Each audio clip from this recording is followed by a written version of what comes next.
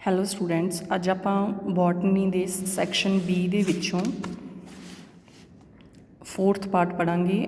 Structure ਅਤੇ functions ਕਰਨੇ ਨੇ ਸੈੱਲ ਵਾਲ ਅਤੇ ਪਲਾਜ਼ਮਾ ਮੈਂਬਰੇਨ ਦੀ। ਠੀਕ ਹੈ, ਅੱਜ ਆਪਾਂ ਸੈੱਲ ਵਾਲ ਦੀ ਔਰਗਨਾਈਜੇਸ਼ਨ, ਉਹਦੀ ਸਟਰਕਚਰ ਐਂਡ ਉਹਦੇ ਫੰਕਸ਼ਨਸ ਪੜ੍ਹਾਂਗੇ। ਠੀਕ ਹੈ, ਚਲੋ ਸਟਾਰਟ ਕਰਦੇ ਹਾਂ।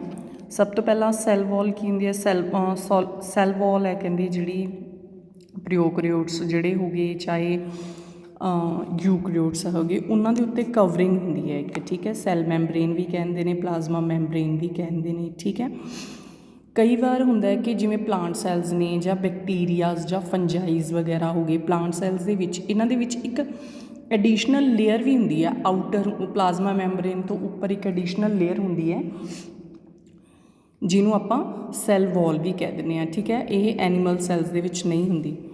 ਓਕੇ, ਜੇ ਆਪਾਂ ਸੈੱਲ ਵਾਲ ਦੀ ਔਰਗਨਾਈਜੇਸ਼ਨ ਪੜ੍ਹੀਏ, ਕਹਿੰਦੇ ਇਹ ਇੱਕ ਇਨਰਟ ਸਟਰਕਚਰ ਹੈ, ਨੋਨ ਲਿਵਿੰਗ ਹੈ, ਮੈਟਾਬੋਲਿਕਲੀ। ਠੀਕ ਹੈ, ਇਨਰਟ ਹੈਗੀ।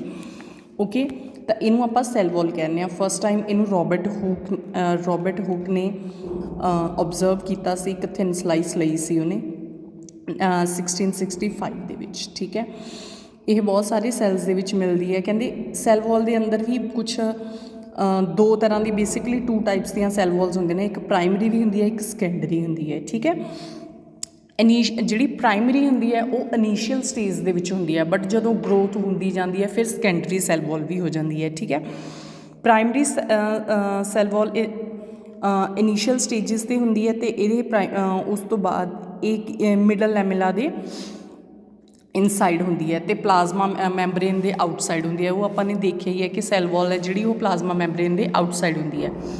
1 to 3 ਮਿਲੀਮੀਟਰ ਥਿਕਨੈਸ ਹੁੰਦੀ ਹੈ ਇਹਦੀ। ਅਪਰੋਕਸੀਮੇਟਲੀ 9 to 25% ਸੈਲੂਲੋਜ਼ ਹੁੰਦਾ ਹੈ ਇਹਦੇ ਵਿੱਚ।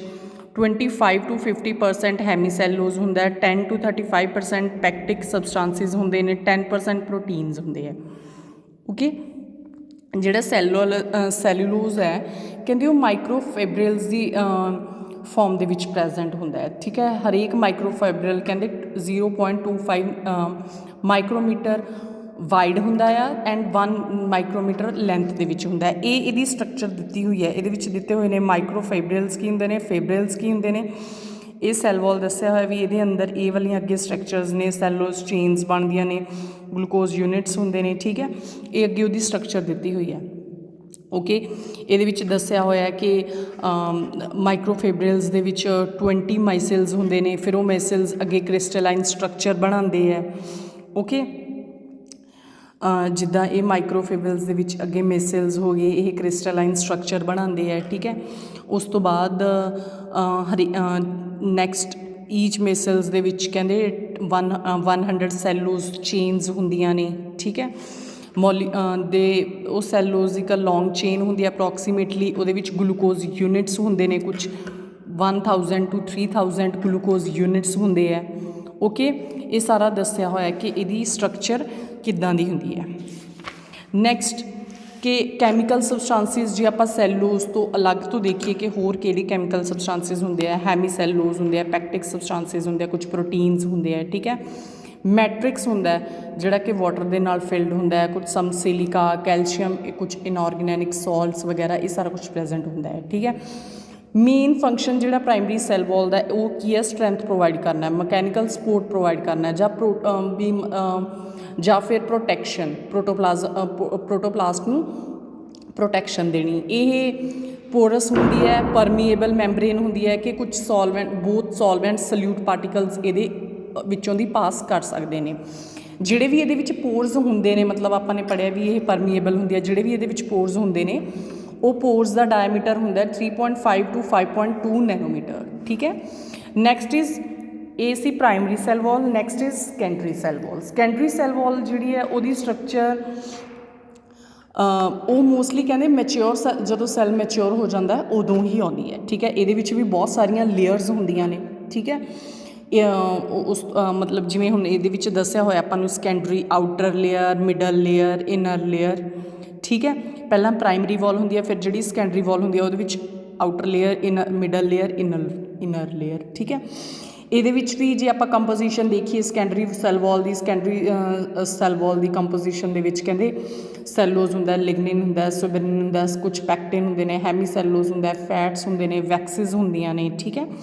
Most cells with these mostly ਕਹਿੰਦੇ ਇਹ ਕੀ ਹੁੰਦੀਆਂ ਨੇ, ਵਾਲ ਲੇਅਰਸ ਜਿਹੜੀਆਂ ਹੁੰਦੀਆਂ ਨੇ ਉਹ ਮੈਚਿਓਰਿਟੀ 'ਤੇ ਹੀ ਆਉਂਦੀਆਂ ਨੇ, ਜਦੋਂ ਮੈਚਿਓਰ ਹੋ ਜਾਂਦਾ ਸੈੱਲ, ਠੀਕ ਹੈ।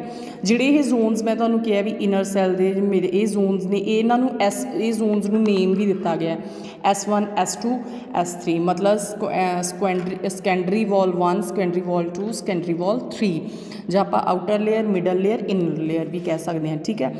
ਕੁਛ ਹੁਣ ਜਿਹੜਾ ਆਪਾਂ ਅੱਗੇ ਮਿਡਲ ਲੈਮਿਲਾ ਪੜ੍ਹ ਰਹੇ ਹਾਂ ਕਿ ਪ੍ਰਾਇਮਰੀ ਵਾਲ ਤੋਂ ਵੀ ਇਨਰ ਜਿਹੜਾ ਮਿਡਲ ਲੈਮਿਲਾ ਹੁੰਦਾ, ਮਿਡਲ ਲੈਮਿਲਾ ਦੇ ਵਿੱਚ ਵੀ ਕੁਛ ਕਹਿੰਦੇ ਕੁਛ ਸੈਲਸ ਹੁੰਦੇ ਨੇ, ਸਬਸਟਾਂਸਿਸ ਹੁੰਦੇ ਨੇ, ਕੁਛ ਐਡਜਸਟੈਂਟ ਸਬਸਟਾਂਸਿਸ ਹੁੰਦੇ ਨੇ, ਕੁਛ ਐਡੀਸ਼ਨਲ ਸਟਰਕਚਰਸ ਹੁੰਦੀਆਂ ਨੇ, ਉਹ ਕਿਹੜੀਆਂ ਹੁੰਦੀਆਂ ਨੇ ਆਪਾਂ ਉਹ ਪੜ੍ਹਦੇ ਹਾਂ, ਠੀਕ ਆ।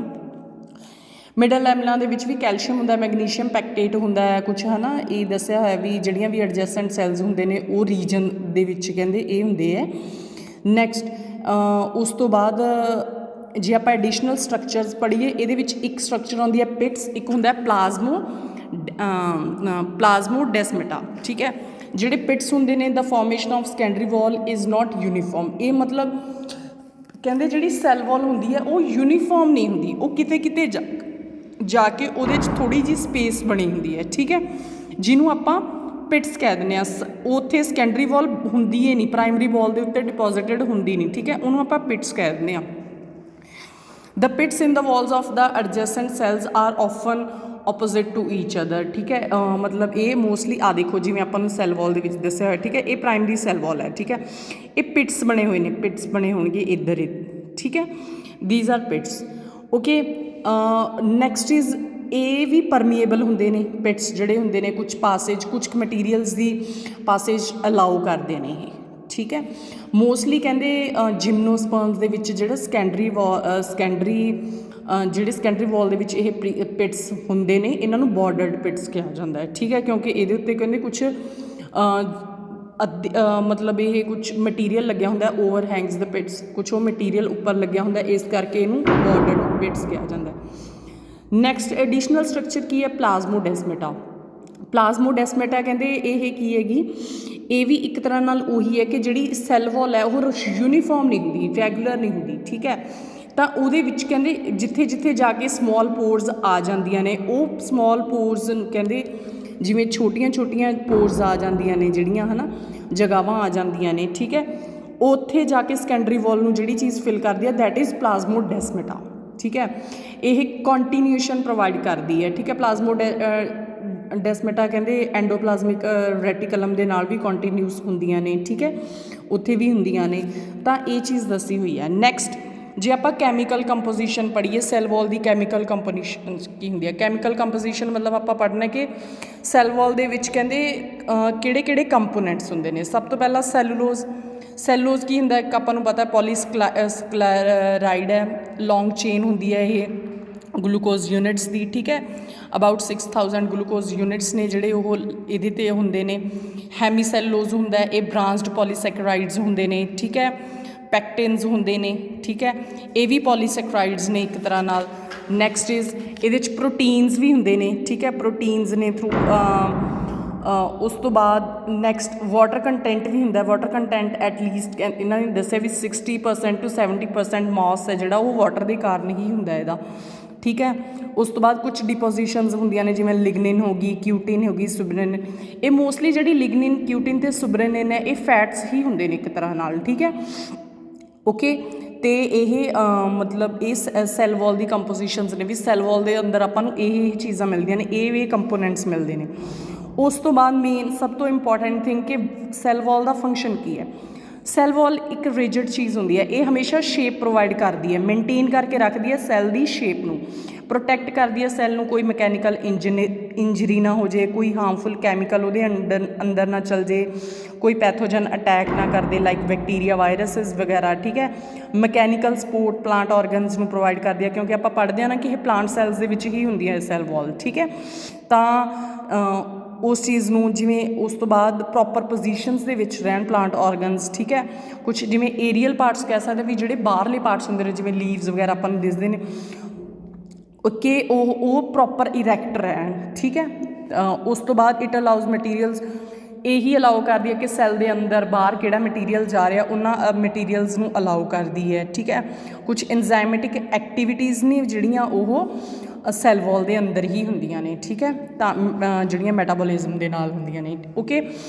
Next is difference primary cell ਦੇ ਵਾਲ ਦੇ ਵਿੱਚ ਅਤੇ ਸੈਕੰਡਰੀ ਸੈੱਲ ਵਾਲ ਦੇ ਵਿੱਚ ਡਿਫਰੈਂਸ ਕੀ ਹੈ ਕਿ ਪ੍ਰਾਇਮਰੀ ਸੈੱਲ ਵਾਲ ਆਪਾਂ ਨੇ ਪੜ੍ਹਿਆ ਹੈ ਕਿ ਗਰੋਇੰਗ ਸੈੱਲ ਦੇ ਵਿੱਚ ਹੁੰਦੀ ਹੈ, ਸੈਕੰਡਰੀ ਸੈੱਲ ਵਾਲ ਮੈਚਿਓਰ ਸੈੱਲ ਦੇ ਵਿੱਚ ਹੁੰਦੀ ਹੈ, ਠੀਕ ਹੈ। ਇਹ ਮਿਡਲ ਲੈਮਲਾਂ ਦੇ ਅੰਦਰ ਹੁੰਦੀ ਹੈ, ਪ੍ਰਾਇਮਰੀ ਸੈੱਲ ਵਾਲ ਦੇ ਅੰਦਰ ਹੁੰਦੀ ਹੈ, ਪਲਾਂਟ ਸੈੱਲਸ ਦੇ ਵਿੱਚ ਪ੍ਰੈਜੈਂਟ ਹੁੰਦੀ ਹੈ, ਇਹ ਓਨਲੀ ਕੁਛ ਸੈੱਲਸ ਦੇ ਵਿੱਚ ਹੀ ਪ੍ਰੈਜੈਂਟ ਹੁੰਦੀ ਹੈ, ਠੀਕ ਹੈ। ਇਲਾਸਟਿਕ ਹੁੰਦੀ ਹੈ, ਕੈਪੇਬਲ ਹੁੰਦੀ ਹੈ ਕਿ ਮਤਲਬ ਗਰੋ ਸੈੱਲ ਨੂੰ ਗਰੋ ਕਰਾਉਂਦੀ ਹੈ। ਇਹ ਇਨਕੈਪੇਬਲ ਆਫ ਐਕਸਪੈਂਸ਼ਨ, ਮਤਲਬ ਜਦੋਂ ਮੈਚਿਓਰ ਹੋ ਗਿਆ ਸੈੱਲ ਉਦੋਂ ਹੀ ਆਏਗੀ। ਥਿਕਨੈਸ ਦਿੱਤੀ ਹੋਈ ਹੈ, ਵਾਟਰ ਕੰਟੈਂਟ ਦਿੱਤਾ ਹੋਇਆ ਦੋਨਾਂ ਦੇ ਵਿੱਚ, ਠੀਕ ਹੈ। ਸੈਲੂਲੋਜ਼ ਕੰਟੈਂਟ ਦਿੱਤਾ ਹੋਇਆ, ਇੱਕ ਦੇ ਵਿੱਚ ਲੋ ਹੁੰਦਾ, ਇੱਕ ਦੇ ਵਿੱਚ ਹਾਈ ਹੁੰਦਾ ਹੈ, okay. This is the difference, okay. Next ਆਪਾਂ ਪਲਾਜ਼ਮਾ ਮੈਂਬਰੇਨ ਪੜ੍ਹਾਂਗੇ, ਉਹ ਨੈਕਸਟ ਲੈਕਚਰ ਹੋਏਗਾ। Thank you.